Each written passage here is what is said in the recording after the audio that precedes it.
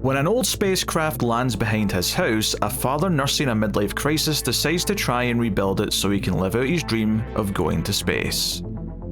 To be clear though, this is very much an indie character drama first, so join us as we discuss Linoleum.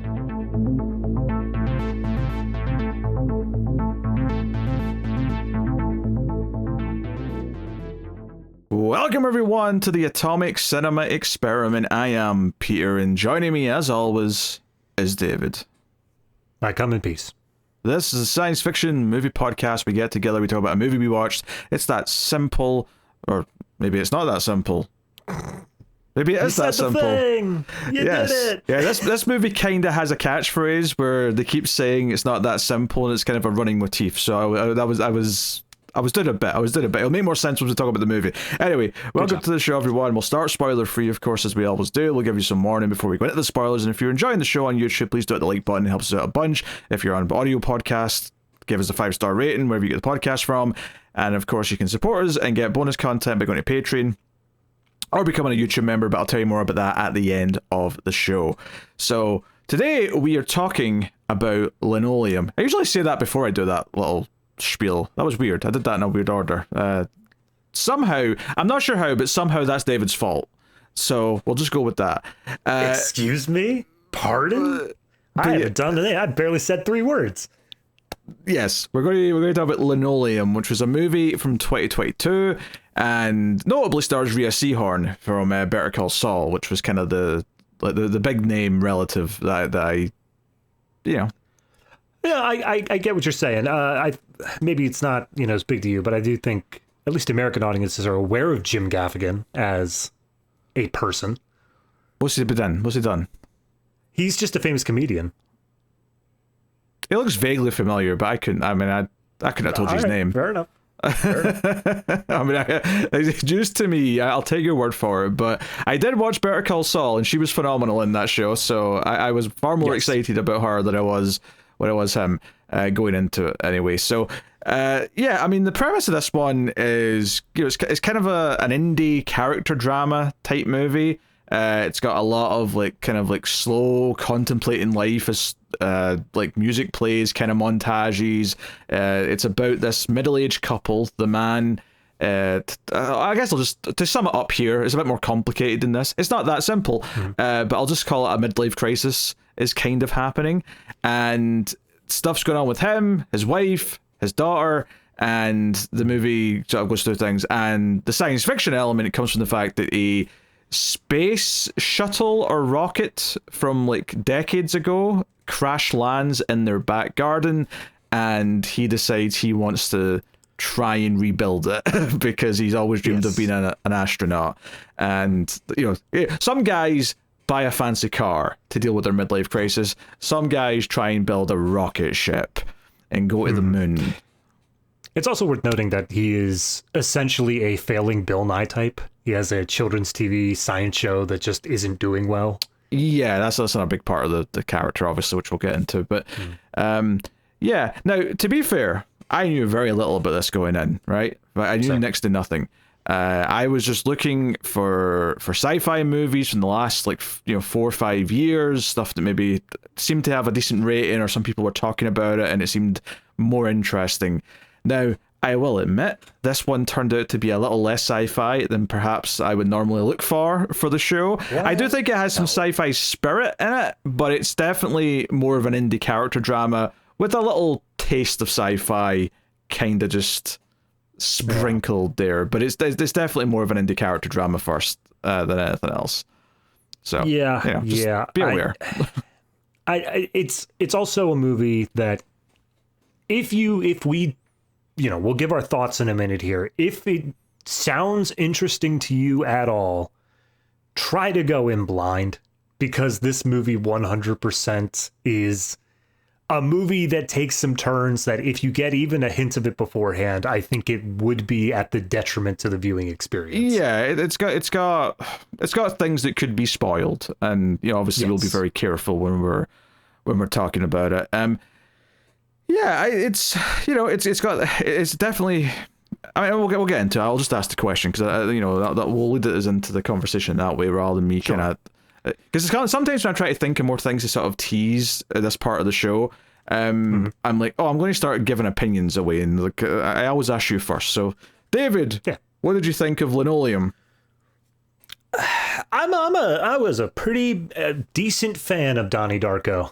I mean, Linoleum, because it's the same movie. It is exactly the same movie. There's this. It's so weird to me how many things are paralleled between the two movies, and some of it's spoilery, but like a lot of it is just right up front. But I think the biggest thing for me is that you were saying this is a bit of a midlife crisis movie. I would go a step further than that, and I would say that this movie is kind of that thing was being put out in the late 90s, early 2000s of the disdain for suburbia and conformity, the absolute hatred for the monotony of the regular, and the idea that characters should be able to just act out and do whatever they want. And that's kind of what this movie, beginning to end, is analyzing and going through and trying to parse from that viewpoint of, you've got characters who are comfortable in the monotony and they are scared to step outside of that lines, but then you get the characters who hate the monotony and they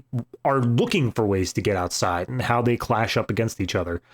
In terms of the characters themselves, the plot lines in the first 2/3 of the movie are kept very separate. They are kept in their own little paths there.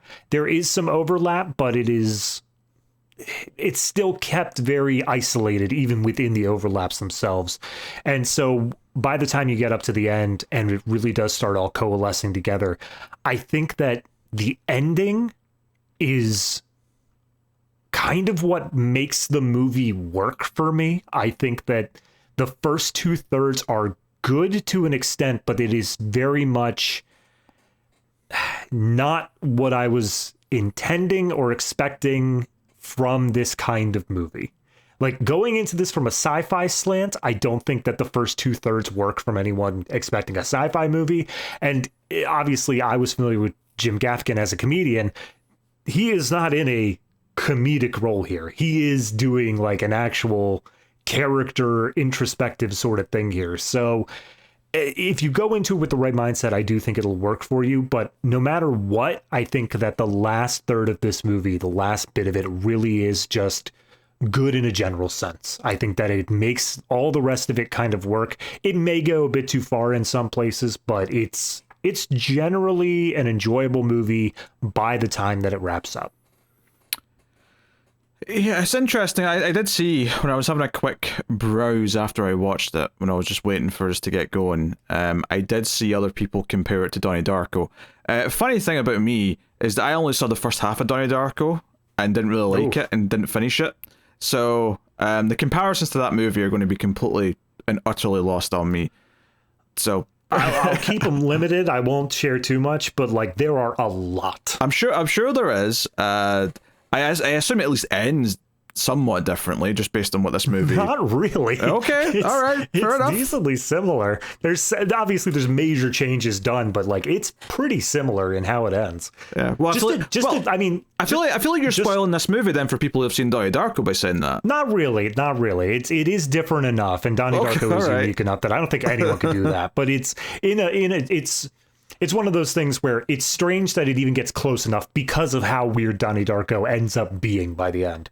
But like, even just the inciting incident in Donnie Darko, the big thing that happens is an airline engine crashes into their house. Whereas in this movie, a rocket ship falls into their backyard. Like, that's weird enough that it's strange it happened in both. Yeah, I mean, at least from what I remember from what I've seen from Donnie Darko, the tone does feel a bit different to me, but I mean, I can't really say anything else, honestly. Yeah, this one is a lot more, I would say, uplifting. Donnie Darko has a much more of a melancholy and an idea of hopelessness to the entire thing. This one feels a lot more cynical. There's a lot more cynicism in Donnie Darko. Donnie Darko is, cynical for sure. Yeah, because this one has kind of there's like a sort of hopeful quality to some of it, and obviously it's definitely going for that indie tone. So to basically say how I feel about it is, it's like, I think I'm more positive than I am negative, and I think I generally think it's pretty decent to good. I think that it handles some moments well. There's one or two moments with performances that kind of caught me off guard with how well they hit, where I wasn't because, and partly that is because I was sort of like a little bit on the outside from the movie at times, where I was like, oh, this really wants to be the indie darling. It's doing a lot of the tropes. You know, when we get like a montage where the conversation's overlapping and there's like, you know, someone pushing someone else in like a shopping trolley, and it's sort of like fading in and out of like different parts of the conversation. I was like, oh, this is like, there's a term that's used in wrestling, right? And this isn't one of the wrestling has a lot of official terms. There's like a whole like language of words like kayfabe, heel, face, blah blah blah blah. This isn't one of those, but there's a term that's kind of risen up for wrestling, which is the word indie-rific, right? And that basically describes when there's an indie wrestling show and there's a certain type of things they'll do there to try and just like win over the crowd that the bigger wrestling companies won't do as much. But every so often there'll be a match where someone says, oh, that was pretty indie-rific because they were using these types of weapons and they were trying to just pop the crowd basically as any way they could. Yeah. I'm not saying it exactly, I'm just using that to explain what the word comes from. But the word indie-rific did pop into my head a few times during this, in the sense that it's doing a lot of indie movie quirky drama tropes at times. And it doesn't do them bad, but it also doesn't necessarily go above and beyond, which is funny I said that, because that's actually the name of their TV show that you mentioned. You just can't stop. You're just going to keep on quoting the movie without even trying. I know, it's so easy. But, you know, it's kind of like fitting into this place in the middle where it's pretty well made, it's decently written, there's some really good moments of performances in there, and I do think the ending does click into place better than I was expecting. But at times I was kind of looking at it from the outside where I'm like, oh, I can kind of see the trope you're doing here, where I can see this sort of thing. It's the sort of thing where if I'd seen this when I was a teenager, I think I might have been in love with it if I saw it then, right? And I'd be really attached to it now. I think this movie existing now, I mean, it was 2022 when it came out, but close enough. Existing now, when I've seen so many different types of movies that this, you know, kind of harkens to in a lot of ways. And I'm not even saying Donnie Darko. I mean, I get that's maybe the closest, but I'm just talking about little stylistic touches that lots of movies of this kind of size have done over the years. That it feels maybe a little derivative in places for me because of that. But in a weird way, I was also surprised sometimes where it's like a moment would hit and I'm like, oh, I'm surprised that hit as hard as it did, because I thought I was a little bit, not down, but I was a little bit like distanced from the movie, and then like a moment will hit me a bit harder and I'm like, oh, you know what? That moment kind of clicked and it worked well enough. And so there's a bit of a push and pull, I guess, is what I'm saying. It's not like my opinion of this movie is not so simple, as I guess what I'm trying to say. I think that is one thing, going back to what I was saying of that anger at suburbia kind of movie. The other one that I think is a major influence or something you can see here is American Beauty. I think there's a lot of carryover between those two as well. And the one thing between both Donnie Darko and American Beauty that I think is keeping that distance the same sort of way is that all of the characters, I don't want to say it's like Sorkin-esque, but they all have a quick wit to them. They all have that sort of, a thesaurus in their back pocket, and they're all very well read and very intelligent in the way they speak. Whereas I think this movie does a good job of making the people feel like people, even when you have the teenage daughter character who is very quick-witted and is very like snarky for her age. She feels like a real person still. And I think it allows for when we do get those more emotional moments, they hit a little bit better because you do see the realism within there. Yeah. No, I get what you're saying. I think for me, what you're talking about, the whole like, trapped in suburbia, like kind of thing. I was kind of reading that a little bit different, although they kind of go hand in hand to an extent, but I was sort of viewing it more as like I call this a midlife crisis, because I think a lot of the big themes of this movie is about regret and about what you wanted to be when you were younger, your hopes, your dreams. Sometimes they literally ask the question, what did you want to be when you were a child? Sometimes it's more just this idea of like, oh, all these possibilities when we first got together, when we first were a young married couple and we wanted to do all these great things, and one of us has become the conservative must have proper job person, and the other one's still clinging to dreams, and which one of us is more right, which one of us is, more healthy. Maybe we're both equally unhealthy because we're just both too far on one side of the equation, kind of thing. So yeah, I mean, I think overall I think it's worth the watch, especially if you like uplifting little indie dramas, which depending on how you feel about the story, you might even get a little teary-eyed at points, I think. So if that sounds good, but I mean, admittedly, you're hearing a sci-fi movie podcast. If you're here specifically for science fiction, I would say that it's not necessarily directly appealing to you. This is more of a broader movie than that. Yeah, again, like Donnie Darko can technically fall under the science fiction label, but I would say in terms of on the scale of science fiction, this isn't quite up to that standard, and that was already on the outside of what could be science fiction. So it's very tangentially related. Yeah. To be in my defense, multiple places I'll have this listed as sci-fi, so I took it on faith, and the plot description, pretty much was like space rocket crash lands in man's backyard, and he tries to build it so he can use it, and that's how I mean, I'm like, oh, it's like an explorer's movie but for an adult, so it's like, that's sci-fi, sure. Yeah, I was expecting, just based off the description, I was expecting some sort of more lighthearted, more suburban retelling of like the Ark story, like Noah's Ark, where it's like this guy's like, I'm going to build a rocket, everyone's telling him he can't, and then finally we get the end where it's maybe a bit ambiguous. Did he do it? Did he not? But by God, he can dream. Yeah, I mean, I legitimately started this movie thinking it was going to end with a rocket blasting into space, and maybe it was literal, maybe it's in his head and he's actually just dead, but either way, I was expecting the final scene to be a rocket flying off, and like that's where all the effects budget went. yeah. But hey, so yeah, I mean, the cast are pretty strong. I mean, it's a core group of characters, really. There's 4 principal characters, I would say. We have Cameron, played by Jim Gaffigan. We have the wife, played by Rhea Seehorn. Her name is Erin. The teen daughter, Nora. And then Mark is the new boy at school that Nora kind of starts a friendship up with. And they're the 4 main characters. I think that's fair to say. Yeah. I mean, we do have like some tangential ones. We've got Mark's father across the way, who is kind of injected into Cameron's life. They have a younger son who just kind of sits there and plays video games the whole time. And then there's an older father character who's in a nursing home that Cameron goes to visit every once in a while. Yeah.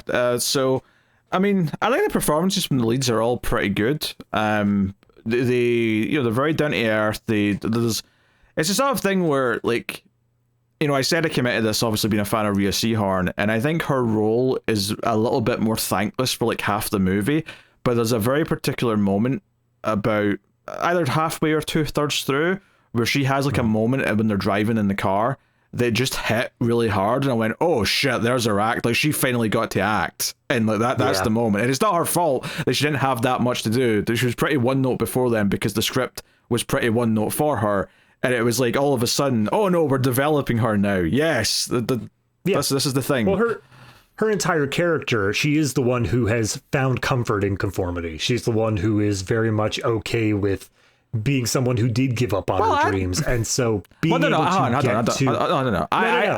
When the movie starts, that's how she's presented. No. I would argue that there's always a bit of a feeling that it's not so much that she likes this, she's grown up, and that means she's accepted she has to do this. But I think there's always the hint that deep down she's probably sad that she's given up on her dreams. Like, I think that's what the movie's going for the whole time. That's every character. Every character, when I say that they are found comfort in conformity, that's obviously where their character arc ends up. And I do appreciate that by the end of the movie, that is something where it wasn't where she was just meant to be the obstacle that Jim Gaffigan's character overcomes. It's not meant to be this thing where like he has to convince her like this is the way things are supposed to be. No, she finds her own path. They go on her own thing to be able to get to this point, and she kind of arrives at it separately. And I like that from a character writing perspective, where she's not just beholden to the quote unquote main character's arc. Yeah, yeah. I mean, if anything, the only real critique there is that in the first half of the movie, well, she does have some scenes like on her own, sort of like just establishing what's going on in her own story. It's really not until halfway through where more interesting things with her start happening, so that it feels like she's just as important to the movie. You know, it still kind of feels like she's an ancillary character up until a certain point, and then it kind of is like, oh no, we're really developing that, because honestly, all three of the family members do feel very separate for a lot of the first half of the movie, and then they kind of start to weave their stories into each other a bit more in the back third. Yeah, I will say, on my initial watch through, I absolutely agree with you. I did pop this on a second time. I didn't completely finish it, but I popped it on a second time just to like have a general idea of, after watching it once through, knowing everything that happens, coming back into it again. I do think that with the knowledge of what ends up happening with these characters, the idea that Rhea Seehorn is more on the back foot, more in the background, is kind of just the expectation that this is going to be the rocket building plot. It is going to be following Jim Gaffigan doing that. And when you view it more from the larger lens of what it ends up being, I think she does have a lot to do there. It's just not what you're expecting based off of what you're thinking the movie's going to be. Yeah, there's also a couple of thematic reasons why it kind of makes sense as well, but that's all. That's all for spoilers, which I think we're probably going to start in a little just soon here, because I'm not sure how much more we can get into without spoilers. But I do think it's worth a watch. I think, you know, it is maybe a little taste dependent. I think if you like the sound of what we're describing here, then absolutely give it a try. Give it a watch. If you like those types of movies, then go for it. But if you're thinking, oh, I'm sad it's not about someone building a rocket that goes out of space, then sure, yeah, probably time to nope out. But having said all that, you know, it's like 100 minutes. It's not like overstaying its welcome by any means. You know, it's well enough paced. There's not a whole lot to really fault. Just outside of the overall feeling that I had at times of like, oh, this is like a bunch of different indie movies thrown in a blender, and like some of the stylistic choices that it's made. But it's not even that the stylistic choices are bad. Like I even like a lot of the things that it's technically doing. It's just not special anymore. So it's almost like if you're relying on this to make it feel special, then it feels a little just, I don't know, it doesn't work as well as it used to in 2022 in this case. Yeah, no, I again, when I make reference back to American Beauty, Donnie Darko, stuff like that, those things, I don't want to say they were like pioneering, but they definitely set a specific language for that type of film. And this is not inventing any new language. It is using all of the same, like you said, tropes and ideas and general vibes that those movies and countless others have followed kind of already have set in stone. Yeah. And Donnie Darko in particular, like, I think that is, if it's not indie, it feels indie. Whereas American Beauty was absolutely a Paramount, like, major release with stars and all that.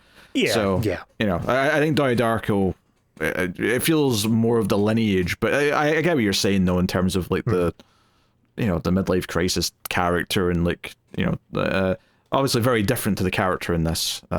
Yes. Yeah. And this will probably age better. You know, from a real world perspective. God, it's hard to age worse. It's a shame because that movie's pretty good, and I've not watched it since all the Spacey stuff came out, because as much as I don't mind watching Seven again or other movies that Spacey's in, I mean, we'll be doing Moon in the not too distant future because it won a vote, and he's a voice in that. I don't mind that, but what his character's like doing in that movie, like just in the wheelhouse of the real world stuff that he. It's just too close. It's a lot of the reason I can't go back and do like most of House of Cards as well. Even if I like the end of House of Cards, I never even got to finishing it, but I can't even go back and do the series that I originally liked because I'm like, he's just kind of Kevin Spacey for a lot of it, isn't he? This is just him, yes. Yeah. All right, I think we'll get into spoilers then, so we can really properly talk about the movie. So you have been warned, and it is definitely a movie that's got some things up its sleeve. So spoilers from this point on for Linoleum. We're going to get into it, and I'm going to say it. So I'm warning. I'm really double down in this. I'm about to say the big thing. Okay, so This is a movie about a man who has dementia, and the teen daughter is actually the young version of the wife. The boy character, Mark, is the young version of him. The old man with dementia is just him as an old man. And all of this sort of comes together at the end, and we sort of see that this is him playing out different parts of his life all meshing together in wonky ways. And I think it mostly works. I think the one little inkling I have to sort of like just be a little bit of a negative Nancy is that, you know, there's a lot of things earlier on in the movie that just kind of like play out a certain way because it is a movie. Almost as a red herring from what this reveal is going to be. Like, you know, the whole idea that it's like, oh no, like, because it'd be one thing if we were just following this plot with him and his wife, and then we also had a separate plot of this teenage girl and this new relationship forming. Not intermeshing them together. Yeah. But no, they specifically present it as, no, this is the married couple with a teen daughter and there's a young son as well. And, you know, and the young son kind of disappears as the movie goes on, but then that obviously comes into things. We'll get to that. So, like, there's a lot of the straight up the things that are happening. And by the end of the movie, I was thinking, like, okay, so how much of this stuff did kind of happen in some form, you know, in his life, and how much of it is, like, completely changed because of what he's went through. But that said, though, there is a lot of little things throughout that kind of hint at where this is going. You know, at first it feels kind of weird that this Mark guy who the daughter starts to befriend also lives across the street and comes over and talks to him, but you realize that they both share similar interests because they're both going to turn out to be the same person. Right at the get-go, the guy that's coming in and taking his job as the TV host of this like children's science program, everyone keeps saying he looks like you, and he keeps getting awkward and saying, I don't think he looks that much like me. He's clearly like hurt by people saying that, and it's because this turns out to be his actual father who was abusive and tried to kill him. So understandable, he's got some daddy issues about that. I feel like the moment that you said spoilers, from the audience's perspective, we just started talking about a totally different movie. Like there's no carryover between what we had and what we're doing. Yeah, there was the biggest hint that something was afoot, which I did notice, is that in the school stuff, right, with the teen daughter Nora, well, young Erin, maybe. Which that was the thing. At the start of this review, I was like, okay, what are their names? We have to be like, you know, we have to stick to their given names early in the movie so that we're not spoiling anything. But Nora's at school and she's got this rivalry with this blonde girl. The blonde girl's thing is she takes photos of people and she whips out this camera that's got a big flash thing on it, and I was like, that's weirdly retro. And it's the only thing in that plot, as best I could tell, that was like oh no, this is old technology because this is set decades ago. I mean, yes, you're right. And it was a very strange thing, but it also manages to hedge its bets because the old man version technically, I guess, would be the present, would be like right now. So most of this movie takes place in the nebulous early 90s, mid 90s sort of period where everything's done on VHS and everything's like CRTs and stuff like that. That's true. You know what? I wasn't even thinking about that as I was watching it, but yeah, he keeps watching his show on VHS tapes, and that makes sense that in his midlife, that would be in that kind of period. Right. So it's kind of gets away with being able to do those older technologies, and you just, as an audience member, say, okay, yeah, because it's not modern day. It's just slightly set in the past. Yeah. Although there is kind of a reading on the ending that implies something else as well, which we'll talk about when we get to the end, and I'll bring that theory up because it's ended on a different path, and we have to kind of stick to like how it's presented at face value first. So, The one thing that you skipped over there that you said with the son, I get not wanting to bring that up yet, but I do need to say that is the one thing for me that just I saw it coming.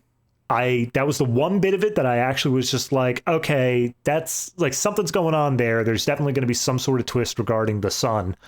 But at the same time, I think by the time that they were doing reveal after reveal after reveal of like, here's what everything actually was, they just kind of threw that in there at that point, and I felt like it didn't work. That was the only thing that felt like it was taking a step too far. It didn't ingratiate itself with the rest of the story.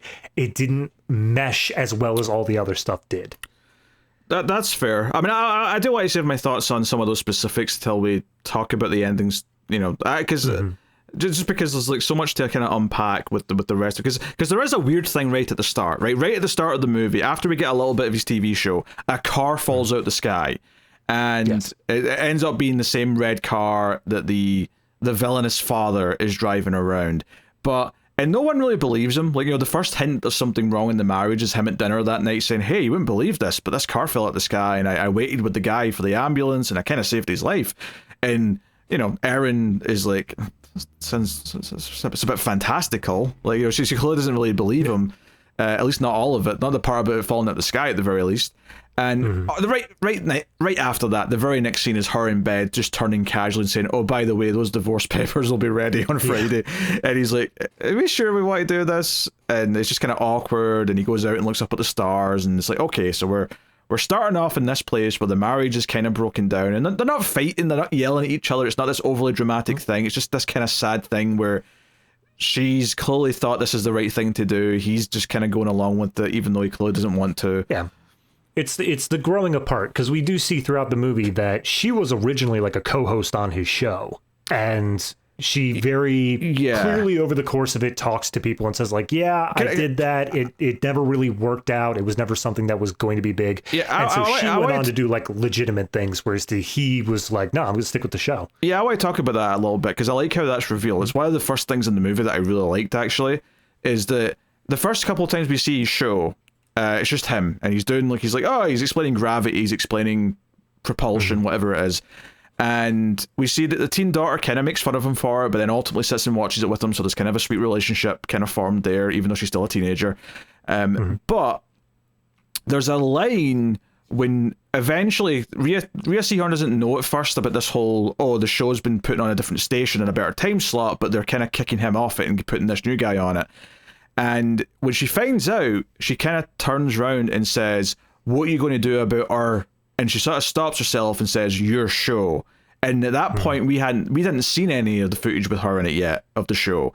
That was actually how it revealed to us that she had something to do with that originally. And then maybe it's almost the very next scene, I think, where he's watching an old episode, and she's there, and she's like a part of the fun, and it's very visually clearly showing they used to do this silly stuff together where they're holding up cardboard cutouts of things to represent science, and, you know, going, hey, we rocket ship go vroom vroom, like, and it's all very playful, and it's like, hey, they once were like this together, and somewhere along the way, you know, they've grown apart, and he's clinging to it, she's trying to like move on and be a quote unquote adult. And it's all very much kind of representative of what they're going through. And of course, that's when you're just sort of thinking about it as a straight movie of a married couple's marriage falling apart. And like the idea that he's wanting to build this rocket, he's obsessed with it because it's like, he wants to do something with his life. He wants to prove that he's not a nobody. Yeah. And that's all it is. But it's obviously, it changes by the end. The very first thing we see him do, even before the car falls out, is that he's mailing a letter to NASA because he just has always had this dream of being an astronaut. And that's kind of where he gets a rejection letter, and he's like, all right, fine, I'll do it myself. On the advice of the young teenage boy who, when they see the rocket that's fallen into his backyard, it's like, well, why not rebuild it? And he goes, oh, it's not that simple. And he's like, who says it's not? Go for it. Do it. Yeah, I mean, that's how you get into NASA, right? You apply as like a 47-year-old with a bit of science background, and that does it. That's how you become an astronaut. If Bill Nye wrote into NASA saying, hey, I want to go to space before I die, I'm sure they would at least try to do something to help him out. Okay, well, yeah, if this guy gets his TV show on something that isn't a local, like, UHF station, then maybe they can talk to him. But until then, fair enough. I don't think it's happening. I think the stuff between the couple's quite interesting as it goes on, because once we get to the point where she's becoming more into it and she's starting to think he's acting crazy because he's, you know, doing this stuff with the engine, and she's like, hey, I got this job offer to move away to a different town, and I don't know if I'm going to take it, and I want to talk to you about it, but you're setting fire to the garage trying to build a rocket ship. So this is crazy. I can't even just talk to, even though he actually reacts very pleasantly about it. He's like, oh, that sounds great. He doesn't get weird, doesn't get jealous or think, oh, does this mean you're going to have to abandon me? He just says, oh, that's great. It sounds genuine. It doesn't sound like he's faking it. Yeah, she literally says the line is just like, I just wanted to come here and talk, and all I could think is all he has to do is just say like, okay, let's do it. Like, I'm not doing anything right now. We could take 5 minutes. We can talk. What's up? Yeah, but it's the big moment of acting though from her that really kind of like made her character click into place for me is after the incident at the school with the punch. We'll talk about that in the kids' plots, but where they're in the car and basically the daughter just starts saying stuff about how she is, and because I mean Cameron the dad does sit there kind of saying, hey, maybe punching the bully girl wasn't the best idea, but Erin's chewing her out saying everyone in this family's gone crazy, blah blah blah, and it's almost like obviously when we find out that Erin's actually, or Nora's just the young version of Erin, and this idea that the young version is chewing out the old one for turning into a bitch, basically. And she says, hey, you know, how did you marry this woman? She always complains like she's an old woman. And out of nowhere, without realizing she's going to say it, Erin just says F you to her daughter. And it's like, and I love that the camera, it's like, probably my favorite part of the direction in the movie as well, is that it does not cut to a reaction of either of the other two characters. It stays in her face, and it's just her performance of her realizing what she just said to her daughter and all the things she feels about why that she just said that and how awful that makes her feel. It's really good. I especially love, I mean, all the cinematography, all the acting is great, but I especially love, you know, the silence in the car afterwards. Yeah. But Jim Gaffigan is still driving, so you just hear the turn signal just and I'm like, that's so real. Just those little noises that creep in and when everyone's got the awkward silence. For sure, because you notice them more in the awkward silence as well. And that's like, and it's like, obviously at this point it was still fitting into the theme of, hey, the young person in the family saying, how did you turn to be such a crappy old person? And because that's basically how she's feeling every time she talks to her husband about, like, you know, their life and like him wanting to do fantastical things, and she's feeling all these regrets because every time someone says to her, hey, what did you want to do when you were a kid, she's like, well, I didn't really know, I just said I wanted to do something fantastic. You know, she feels kind of aimless in a way, kind of thing.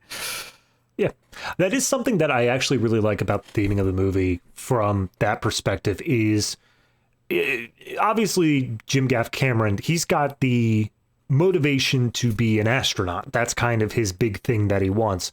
But I like the idea here that he still did something creative. He still is doing something that seemingly brings him joy in the sense of the show, in the sense of this kids network show. It may not be super successful, but it does seem like he would be perfectly fine if that is like, you know, managing to take off, and he'd be happy with that, no problem.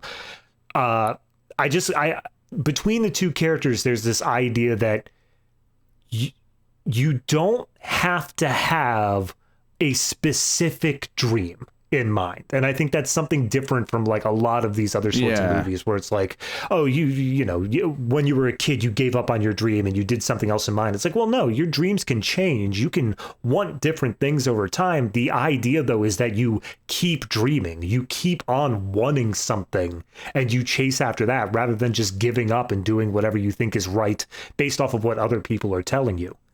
Yeah. I think the plot with the teenagers is quite interesting. It's definitely where it maybe veers into a little indie-rific, as I called it, with some of their montages.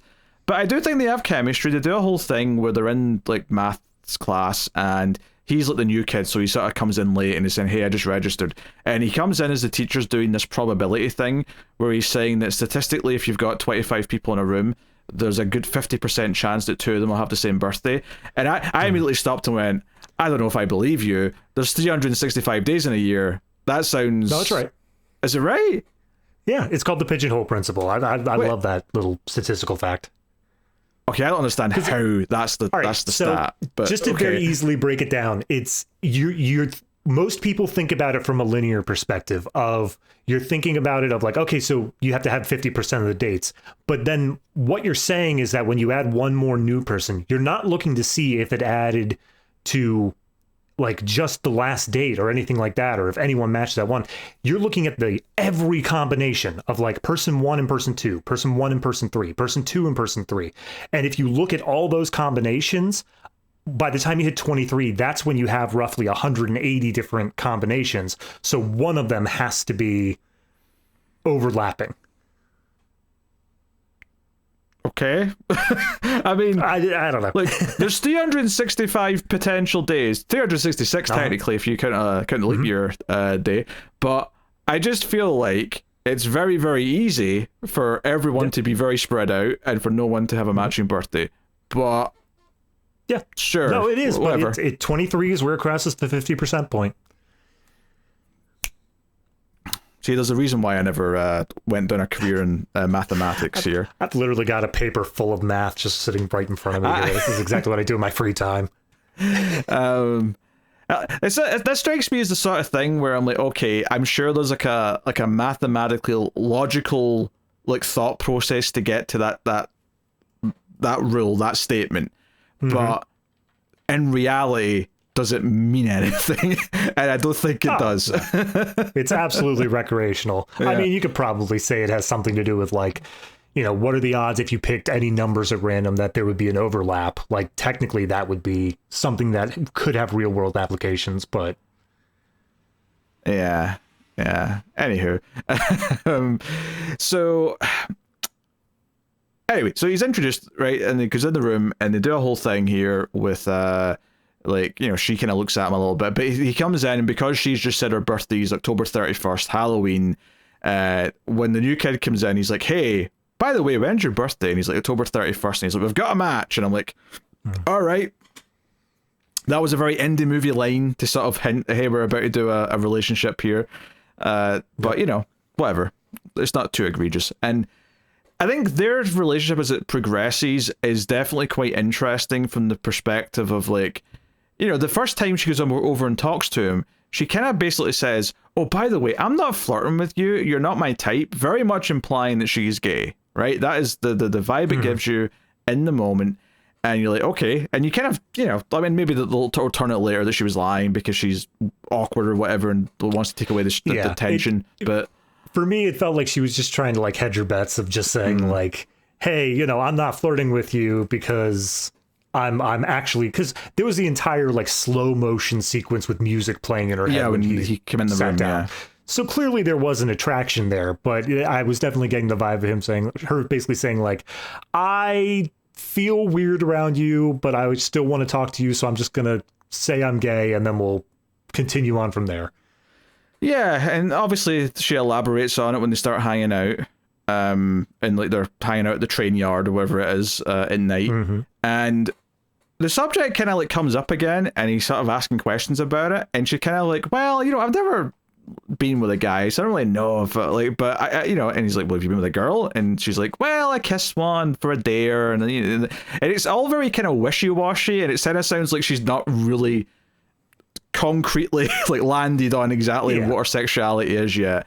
But what's interesting about it though is that there's a line from him where he just casually says at one point that he likes to wear women's underwear sometimes, and I legitimately thought he was just making a little joke to make her feel better. I did not think he was being serious until it came up. I thought he was playing. I thought it was a joke up until she like questions it as well. She's like, "Are you serious?" And he's like, "Yeah." And I'm like, I don't think he's lying. Like, I think that's a legitimate thing. I didn't expect it to be a plot point. I thought it was just one of those little, like, you were saying indie-rific. I just thought it was one of those quirky little things that we introduce about the character just to make him a little quirkier for the audience, but doesn't really matter.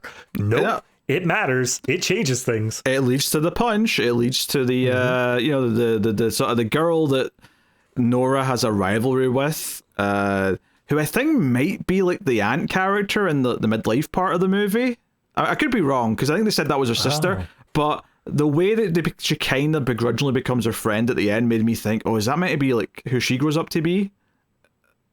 I could be wrong. Because everyone's names are like kind of anagrams and like picking out, like Mark and Cam are the different versions of Cameron, or sorry, Mark and Mac are the different versions of Cameron, and then Nora and Aaron are kind of close.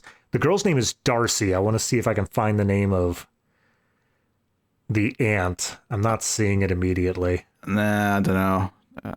Regardless, it says Aaron's sister. Family moves in with Aaron's sister, so they're being cagey, is what you're telling me, that they were not locking that down. Yeah, it's it's interesting because obviously he like bends over to pick something up, and this is something that the Darcy, the sort of the mean girl, does intentionally, so she can snap a photo of his underwear when he bends over, he picks it up, and they can see a little bit of the frilly part sticking out. And this is what provokes Nora to get up and just punch her in the face, which is kind of a badass moment. But obviously they get in trouble, and the parents are called in and all that, and that leads to the scene in the car with the main family. But it's also worth mentioning that throughout the movie, that Mark has been sneaking out of his house. It kind of seems like he's embarrassed or scared to like talk to like her in front of his dad, and there definitely seems to be like a sort of underlying like, oh, he like the dad's dead strict, so he kind of tries to keep things away from him and not let him know about stuff. Yeah, there's a church sequence at one point where the evil dad's name is Kent, the one that's Mark's dad. Kent is just chewing out Mark for being late, and he's like, if you're late ever again, you may as well not show up. And you get this idea that like he leads a very strict household with his son, and so this sort of stuff is something that has to be hidden away and cannot be talked about. And the fact that it is now out because they got in a fight is something that he's going to have to face back at home. Yeah, because he comes home early and his dad's like, what happened? And he's like, nothing. He's like, no, you don't get sent home there for nothing. And he basically basically says, hey, like, come here. And it seems like this is something that happens when he's getting punished. And he opens a box and there's like I don't want to call it a whip, but there's some sort of, lashing implement is brought out of the box. It's got a Bible on the top of it, just to give you the idea here. And he leans in, and because he'd already said, is this to do with that girl you've been hanging about with? And he leans into him and says, if you see that queer again, I will kill you. Like, that is the line of dialogue that he says. And it kind of... And then the recurring theme as well is him saying, you did this to yourself.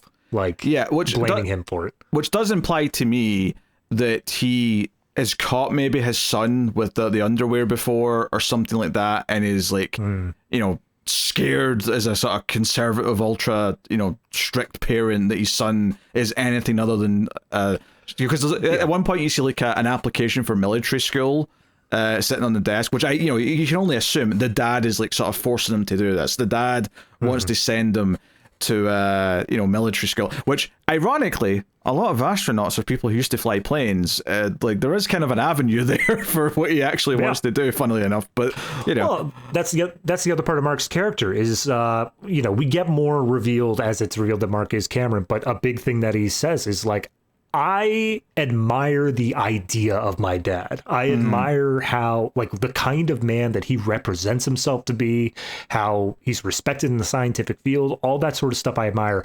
I just hate the man himself, the actual one behind closed doors. He is a monster. And it's trying to come to terms with that of, like, how do you follow in the footsteps and, like, try to be that ideal man when you see the darker side of it that's right behind there.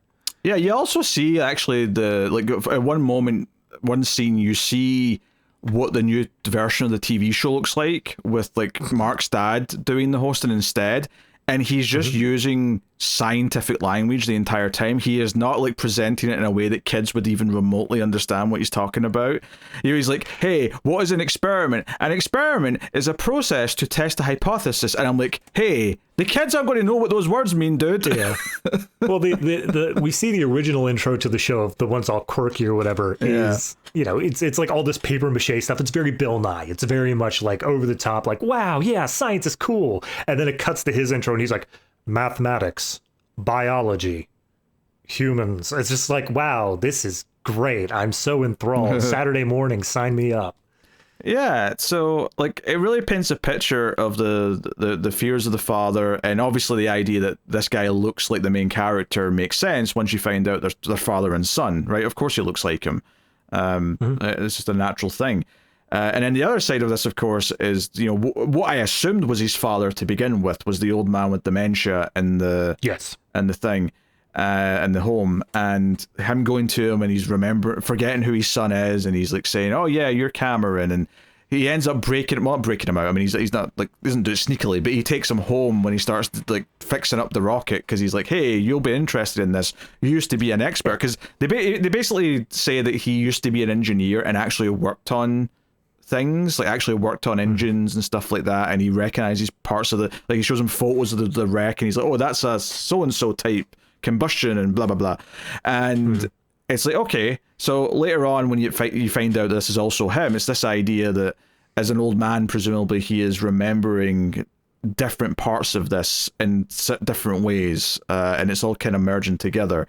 Like we also get Tony I always pronounce his name wrong, Shalhoub, who I'll say Shalhoub. I'm probably saying it wrong, but that's what I say. No, that's fair. He plays like a caregiver for the elderly man, and he's kind of the one who, when we start getting the breakdown in the third act of like what's actually happening, all of his words are used as the explanation, because he says, as a brief breakdown of dementia, he's like, all of your father's, all of his memories are kind of just getting built up, and they're all mixed up together, and it's something that he can't tell one thing from another, and that's kind of what the entire movie ends up being. It's also worth mentioning that there's bits in that scene where he's talking to Cameron that legitimately didn't make sense in the scene, where he just says these weird things about birthdays, and you're like, what the hell, is he having a stroke? What's happening here? And but then it makes sense at the end, because you're like, oh, this is like how Cameron's hearing all this as an old man. It's all muddled and confused, and he's hearing different parts of things that don't make much sense. Like it all kind of fits together at the end. So to go back to sort of the linear plot, though, there is like a turnaround with Erin, right? Where like she decides not to take this job, and as she puts it, that's someone else's dream. Like, I'm not passionate about it, so I shouldn't take this job from someone else. Yeah. And this is after she sits down and talks with the teenage daughter, who over the first viewing, it feels like, okay, she's just having a heart-to-heart with her daughter. But then you go back and realize after the fact, no, she's actually like speaking to her inner child, or at the very least the representation thereof. Like, this is something where she's kind of opening back up that side of herself and saying, okay, this is more so of the way I wanted my life to go. I'm going to start moving back down that path again. And they both like take a swig of whatever they're drinking, like in unison, and it's like, it's a very mirror image kind of like, there's definitely some visual clues at times. And even early on, when the old man with the dementia, he's like, hey, this is I can't remember what they called it, but the fancy paradox. Mobius strip. There you go, the Mobius strip. He's like, there's only one side. Again, when you know where the movie's going, that actually has a whole new context to it, a new meaning to it. Yep. So, I mean, like, she makes the choice to go, after she chastised her husband for doing this thing with the rocket ship, which he like basically gives up on. Like, he stopped working on it, and I was like, this movie's really not about him trying to build this rocket ship. It was like a quick thing, and then he's done with it. But when he goes back to the house, she's there, and she's like, because we didn't mention this, but she's working in like an air and space museum, and she's stolen like part of an actual engine that could function for his rocket ship. I love that scene, because she just like pops her head up and she's like, oh, hey, look, I got this from the museum. It's actually this. And all I could think is, well, if you're going to commit a federal felony, I guess I'll do the same. Well, that's the weird thing, though, about the movie, is like how much of this happened. Like, really. Right. In a literal sense. Like, it's hard to tell, and but certainly there is a heartwarming quality of her throwing caution to the wind and being, I'll help you achieve your dream, because I'm by your side. I'm going to do this. And it feels, because basically one of the things that's been happening throughout the movie, and the very first time it happens, it's almost easy to not notice it, because it's when he's like, he falls over on his bike when the red car dad drives past and almost runs him down. But when he falls down on his bike, you can actually see in the distance an old woman staring at him. And it's not until afterwards, though, where it starts really focusing on it, where both him and Mark see her, and he's like, hey, do you know that old woman? And there's a moment, I don't know, maybe about 2/3 in, just as we're getting to the third act, somewhere around there, where I basically it clicked in my brain. I went, oh, that's old Rhea Seehorn. Like, I can't tell that from visually yet, but I bet that's who that is. Now, I wasn't predicting what the ending was going to be. I think my instinct there, still thinking it might go more sci-fi, was, oh, time related. There's a time thing going on here. They approached the speed of light. We pulled pulled a Interstellar. Yeah, but that element of it clicked to me, and part of the reason why the structure of the movie with her being kind of distant and then like getting closer to him works is because the whole idea is that she, in the older stage of life, right before his death, is trying to say, "Hey, do you know who I am?" And it's this idea that by the end, he's like old man Cameron is starting to actually, yeah, you're Aaron. Like, it's the idea that she's getting closer and closer every time we see her when she's staring, and eventually by the end, he's going to know who it is. So there's kind of a sweet element to that, and the idea that, in the main story, she is showing up, she's helping, she's problem solving with him. Meanwhile, Nora has decided to throw her own Halloween party to rival the bully girls. And this is the whole reason that the punch happens, is because the bully girl invites Mark to the Halloween party. He says, yeah, of course I'll go. And then they talk about the rivalry thing, and they get pretty in deep. It's an indie-rific scene. And then he basically says, why don't you throw your own party? And so they do. Bully girl sees it, and she's like, Mark, I thought we had a thing. You're with her? And he's like, yeah, I guess. She does have a very funny line here, which I don't think I can say on YouTube because it's got a word in it beginning with D that means lesbian, which I don't think YouTube will appreciate me saying. Probably not, no. There's basically the bully girl says, "Oh, you're going to her D.A. party." That's a weird. I'll try to censor it. Queer. He's just going to her queer party. Okay, you're going to okay. I'll say queer. You're going to go to her queer party. When I'm having my own, and then Nora responds with, "Oh, I didn't know you have queer parties also," and they're like, "Oh, you think you're funny," and the scene just ends with Nora going, "I did think that was pretty funny." It was pretty funny, to be honest. It was basically the joke from Happy Gilmore, "I eat pieces of shit like you from breakfast." You eat pieces of shit for breakfast? It was basically the same type of joke, but it worked. It popped me. Yeah, no, it was a solid end, and they knew right when to cut it too. It wasn't like it overstood its welcome. Absolutely. So she basically comes round and says, "Hey, mom, dad, I'm throwing a party. Don't come in the house." And it's just this sweet scene where they're like, "Yeah, of course. Obviously, we won't come in the house. You're having a party with your mutuals. You don't want mom and dad to be there. Also, go and raid my closet for a costume. Blah, blah." And notably, she dresses, as she puts it, a housewife, her worst nightmare, which is funny because that's kind of... I mean, she has a job, obviously, but, she's a married woman living a boring life, in her midlife, right? That's what she's been doing. So there's that. And he doesn't have a costume. Mark had to sneak out to come here, and he goes down and takes the astronaut suit that Cameron's got, and he's like sort of down in his office basement area. And again, that symbolism for he is also Cameron, because Cameron, that's his suit. This part right here with everyone, like the party starting, them working on the rocket in the garage, this is where the movie makes its reveal. This is where everything is snapping into place, and it's like, okay, let's spend the next 20 minutes talking about exactly what this movie was. Yeah, I mean, like, I almost could critique it for maybe overly explaining it with, like, just bits of the dialogue or narration that maybe overly, just because they're really making sure no one is confused. And I almost wonder, it'd have been okay if there was like still a little 10% confusion, just a little bit, a little bit of wiggle room that made it feel like it wasn't as explained. Well, that's kind of what my problem was with the younger son, with the young boy. And can we get to that part now? Because we can talk about that now. We're basically there. So the thing about the boy, and this is the part where, like, obviously we're too late now, but I wouldn't even check IMDb for this movie if you were going to watch it, try and go in spoiler free, is the boy is cast and he is played by like 5 different kids. And that's what tipped me off, is that I remember looking at him in the first scene. 2 of them appear to be the main actor's sons because they've got the same last name. Yes.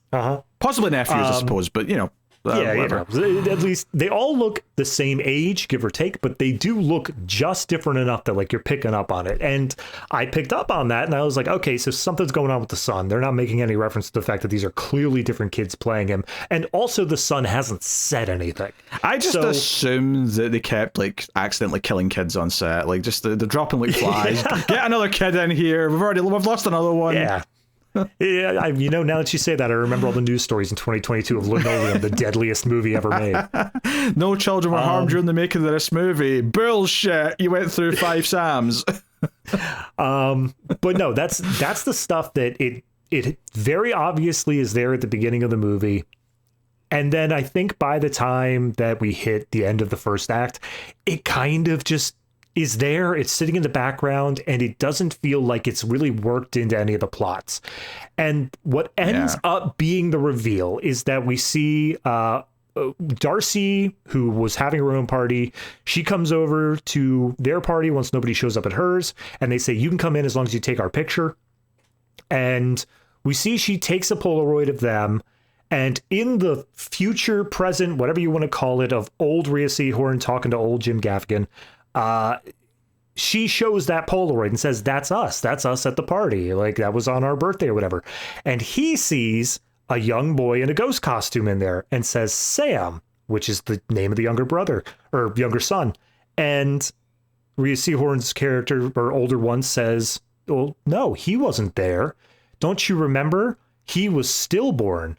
He was our son that we never had. And it's a decent reveal. I'm not upset with the idea of the reveal itself, but it wasn't worked into the rest of the plots. I think that for this to work, I needed to feel like there was some tension in the marriage over the fact that there was a stillborn, that they couldn't have kids or something like that. It just felt so separate. I agree but disagree at the same time. And what I mean by that is that I agree that it needed to be in more of the movie for this reveal to actually feel like it matters. It feels like it's such an afterthought, relatively speaking. Like, I think more scenes of him, like Cameron, like interacting with his son would have been something, but then no one else ever mentions him, because no one ever does bring him up. No one ever talks about him. No one ever says, hey, who's watching the kid? Because he clearly is young enough that he needs supervision for things and so on. But the thing I disagree with there is that I do think there's a strong implication when it cuts back to like them in bed looking at each other after she says the reveal about the stillborn is I think the implication is no, the reason why they were having marriage difficulties at all at the start of the movie was because of that. That was like the inciting start of their marriage breaking down.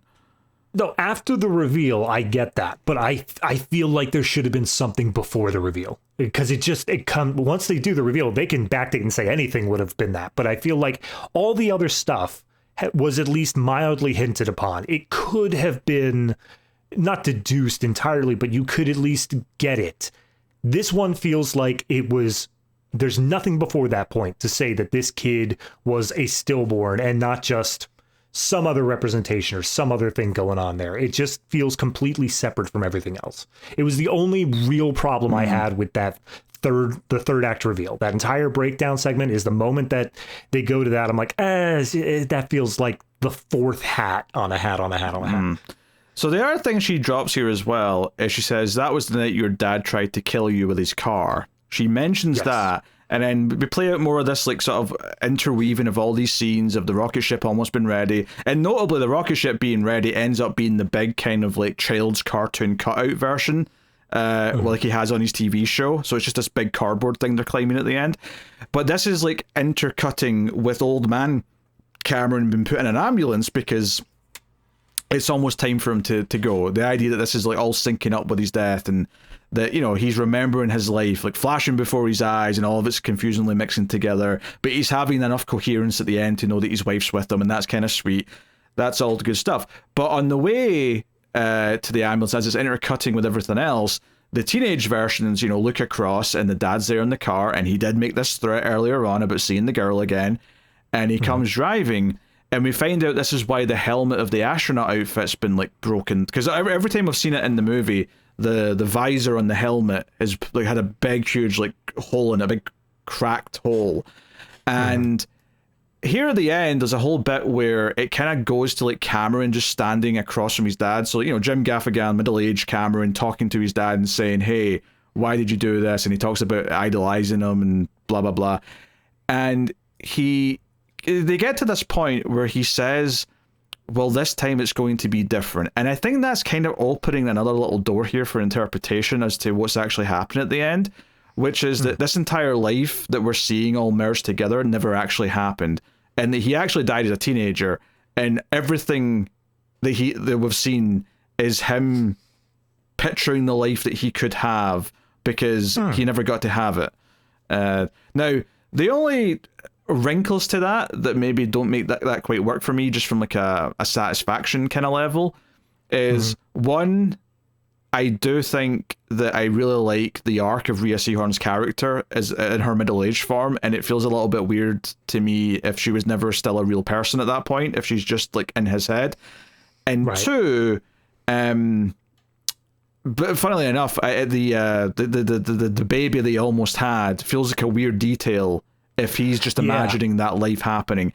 But I do think that line, this time it'll be different, kind of implies that he's having a do-over without his dad being successful and killing him, kind of thing. So I want to throw it in there as a possibility. No, yeah, I honestly did not consider that. That does seem like a possibility, and it's, everything here being up in the air as much of interpretation as it can be. Yeah. The only thing that does draw me away from it is kind of like you said, of like, if this is the idea of like what his life would end up being, whatever, this kid's got some depression he's got to deal with. If like he's just aiming for a failing TV show, being rejected from NASA, having a stillborn child, like these are bad goals to have. Yeah, I mean, I think you can also just read this moment where he's getting to talk to his dad is like, in the same way that he's finally kind of understanding who his wife is again, there's also this moment of clarity of him kind of like having this face-off in hindsight now with his father. Yeah. So, it still works without that element. Yeah, I would think the way that I was reading it the first time through when he says like, this time's going to be different, I was thinking it from the viewpoint of that plot line, that theming of him idolizing his dad and wanting to follow in his footsteps, but not being abusive, not being this like horrible man and stuff like that, and basically saying like, I'm going to do the things you did scientifically, like in your career, whatever, but I'm not going to be you. I'm not going to be that same level as you. And also, I think the only other thing is, I would say, because he swerves out of the way, because the father swerves at the last second and misses him, that causes his car to flip over, which is then the beginning of the movie of the car flipped over, falling upside down out of the sky. So I think that it does kind of have to have happened that way, rather than it being a change right here at the end of being a difference of what he wanted to see. Yeah. It was something that kind of popped up, and I think this idea of thinking of the life that you could have had as you're dying is, something. But obviously the idea of just thinking about the life that you did have is also a big thing that people always talk about when it comes to death. Oh, yeah. There was a, I forget who directed it, but a Jared Leto movie called Mr. Nobody. I don't know if you're familiar with that one. I think I suffered through it once upon a time, yes. Oh, yeah, I didn't hate that one. It's been a long time since I've seen it, but I didn't hate it when I watched it. But it's kind of that same idea of you're dealing with somebody who is able to, at the end of their life, see all the different paths that their life could or could not take. And it's just viewing, it's again, very indie-rific in a lot of ways. It's got those sort of vibes to it, but it was an interesting concept at the very least. Yeah. So yeah, I mean, the movie ends kind of with this stuff intercutting, her being in the ambulance with, the old versions, middle-aged, like going towards the big cutout rocket ship, and he's going to blast off. And it's kind of like this idea of like him recontextualizing his death as blasting off into like the magic wonder of space. It's not, because I think repeatedly on the TV show, whenever space comes up, both when he's on his own and when he's with his wife when she's on the show, is they both say something to the effect of, you look up into space and think, it's infinite nothing, it's darkness, it's, but no, there's beauty there, there's something, there's wonder. And it's almost like they're talking about, where you're going to go when you die. Like, no, it's not nothing. There's something. There's some sort of magic there. Not necessarily an afterlife in the way that, religion talks about it, but there's something to go find and explore. There's some sort of sense of, like, adventure to it. And I think it's kind of, not so much that his mind's, like, trying to, like, comfort him about the fact that he's dying, but just this idea of, like, it's the next frontier that he can, go into. Yeah. And he, now that he's dying, he can go do the thing that he never got to do, which is be an astronaut. Why not? Yeah. Go fly in the rocket I mean, there's ship. also the opening and closing lines are kind of this monologue of going on about the you close your eyes, you picture the universe, and that's your own like personal universe. And I think there's also, it might be Tony Shalhoub's character who says something along the lines of like, what's inside our heads is more real than actual reality. It's more real to ourselves than actual reality. So I do think it comes down to this idea of it is all just the perception of how he is accepting these final moments. And, his entire ending monologue talks about the regrets he had, and like, it wasn't something where it was entirely just a positive thing, but it was his life and he was happy to have it. Yeah, and she goes into the rocket ship with him, and he even says, "But you've got no suit on." And she's like, "I'll be fine." So it all syncs up quite well at the end. And he's like, "Hey, close your eyes or open your eyes" is the last line, and it cuts to black. So I think it comes together better than I thought it was going to. In that last third, I will say, and the characters definitely get more fleshed out. I do wonder how it'll play on a rewatch if I ever do go back and sit through it again, because how much of that stuff where it's been presented as, oh, they're a couple with a teenage daughter, how much of that's going to feel like, because once everything sort of starts like overlapping and being kind of confusing and interconnecting, like I totally get the way that this is maybe representing a person with dementia and everything's kind of muddying up together.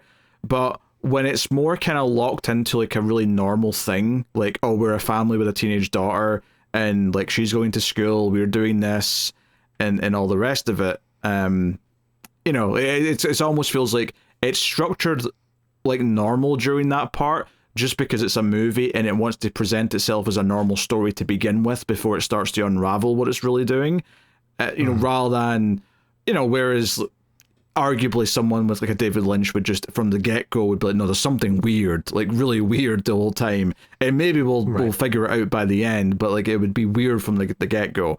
So I do wonder how that'll feel in a second watch.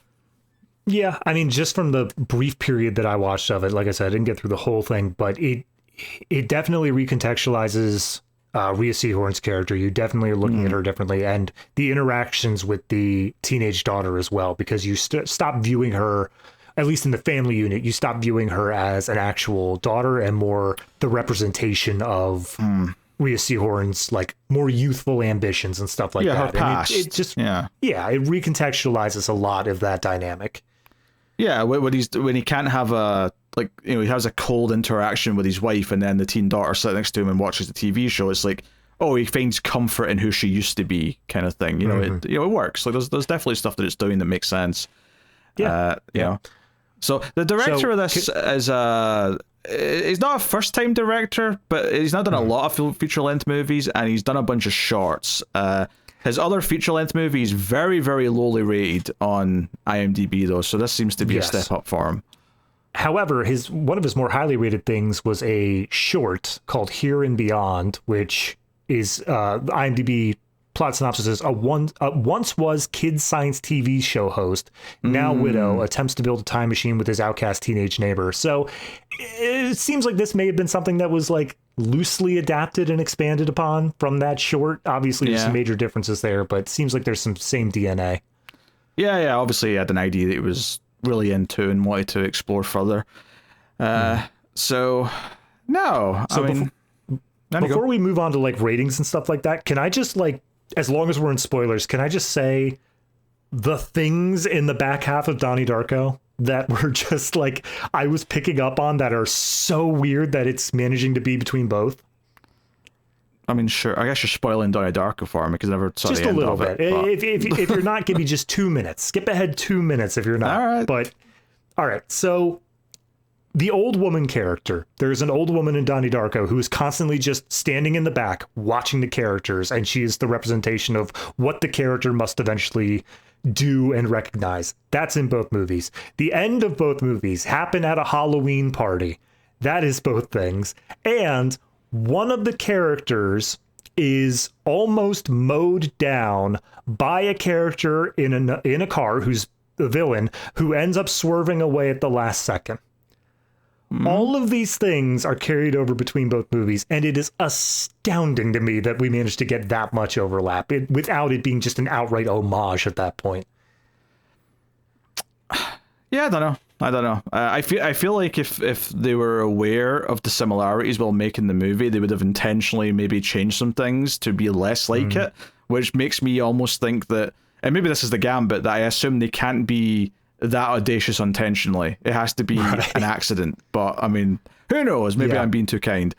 Yeah, I mean, and then there's just, you know, a couple other scenes that were parallels. The scene where Nora and Mark were first walking down the street is almost identical to Donnie and his crush walking down the street at the same, not like saying the same things, but just shot very similarly. So it's very, as I was watching it, I was picking up on it as it was happening. It wasn't something where, like, once it was done, I saw it all coalesce into, oh, wait a minute, that reminded me a lot of Donnie Darko. Like, it was as it was happening and very apparent to me.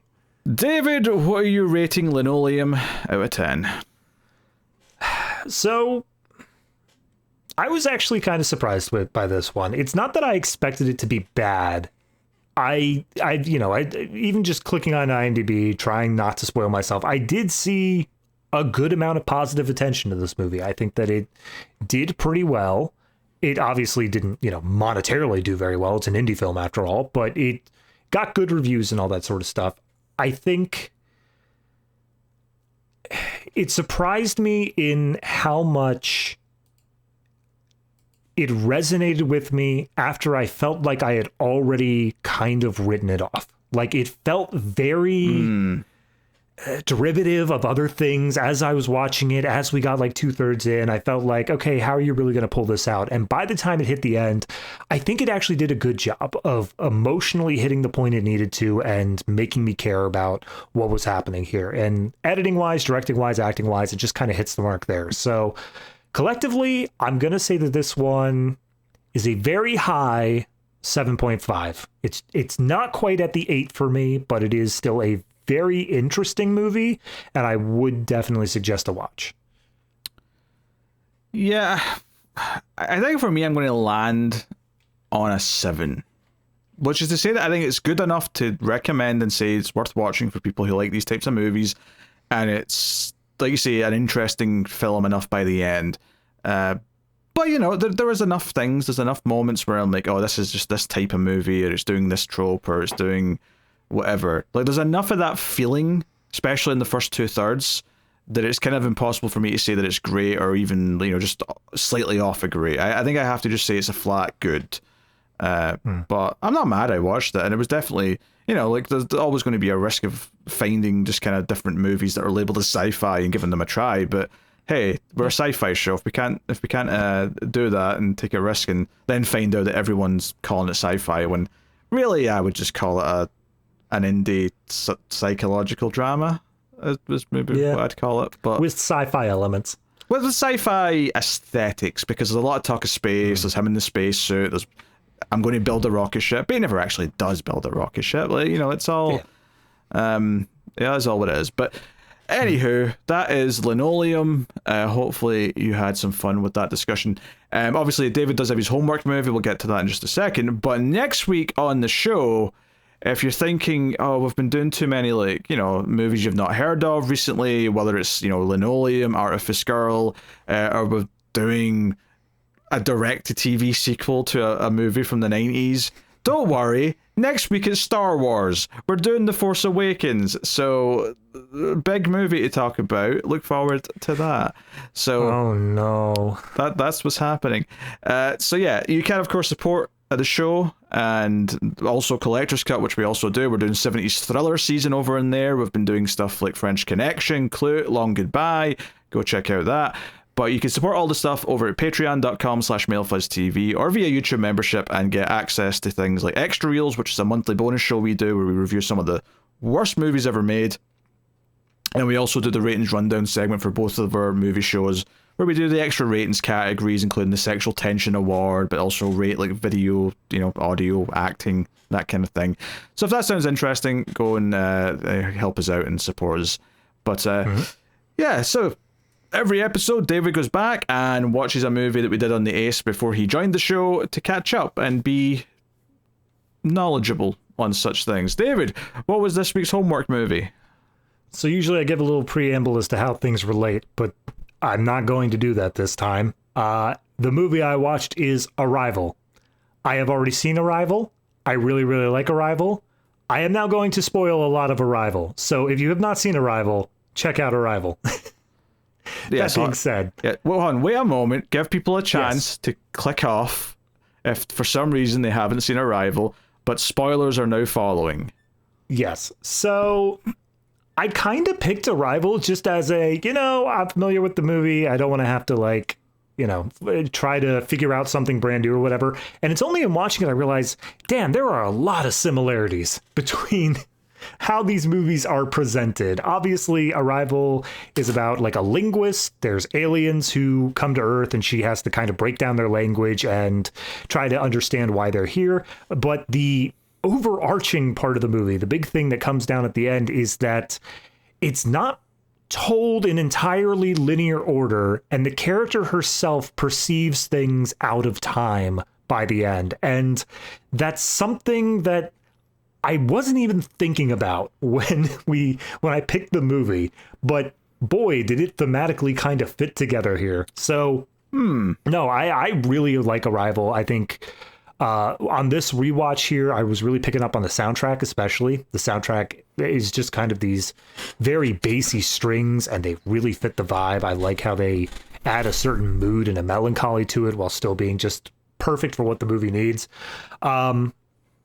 It honestly, I always pronounce his last name wrong, but the director, Denis Villeneuve, is that correct? Do you want me to confirm it for you?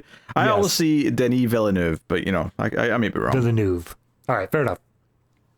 Point being is that he obviously is more famous right now for the Dune movies, and Dune movies I've talked about. We've done our own stuff on.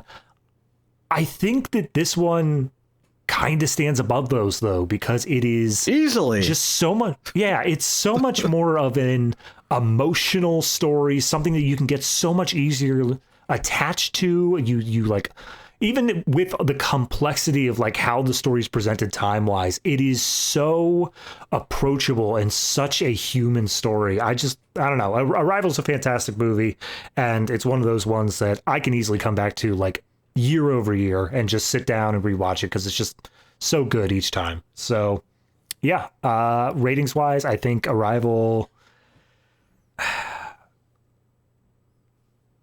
think I'm at an 8.5. It's almost at the 9. It's nearly there, but there's just, I don't know. I need something, maybe on rewatch number like 6 or whatever I'm on, I'll give it the 9, but right now it's at an 8.5. Yeah, and it's still pretty straightforward, because I think when you say it's non-linear, it sounds like it's mostly linear. It's just there's just some little bits that like are presented as flashbacks just turn out to be flash forwards instead of flashbacks, and it kind of opens a can of worms. It's not really until the very end, when you realize what's already happening, that it really starts to go wild with how it presents them. But you understand it by that point. Yeah, but it does the same sort of thing that Linoleum does, where you're given a certain context of how these characters relate to each other, and then by the end, it's completely flipped on its head. Yeah. All right, cool. There you go. That has been the Atomic Cinema Experiment for the week. Thank you very much for joining us. We do appreciate it. Like I said, we'll see you next week for Star Wars The Force Awakens, or Episode 7 The Force Awakens, which they technically never officially called it that, but that's what it is. So we'll see you for that then. I'm sure we'll have things to say. So thank you once again for watching or listening. We do appreciate it. Keep watching science fiction and computer add salsa.